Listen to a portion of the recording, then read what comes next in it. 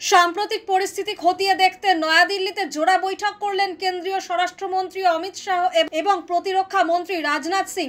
সীমান্ত এবং বিমানবন্দরের নিরাপত্তা বিষয়ে আলোচনা করতেই সীমান্তরক্ষী বাহিনী এবং সিআইএসএফ এর প্রধানের সঙ্গে বৈঠকে বসলেন শাহ।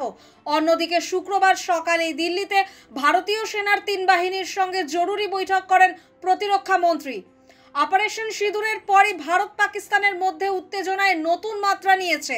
সীমান্তে দুই দেশের বাহিনী গোলাবর্ষণ চালাচ্ছে, একই সঙ্গে আকাশপথে একে অপরের বিরুদ্ধেও আক্রমণ করছে ভারত এবং পাকিস্তান।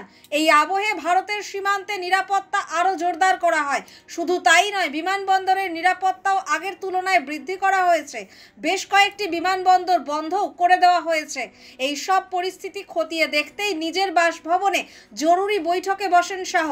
বিএসএফ এবং সিআইএসএফ এর প্রধানেরা ছাড়াও শাহের বৈঠকে রয়েছেন বিভিন্ন গোয়েন্দা সংস্থার প্রধানেরা। পাশাপাশি স্বরাষ্ট্র মন্ত্রকের ঊর্ধ্বতন কর্তারাও শাহের সঙ্গে আলোচনা করতে তার বাসভবনে যান।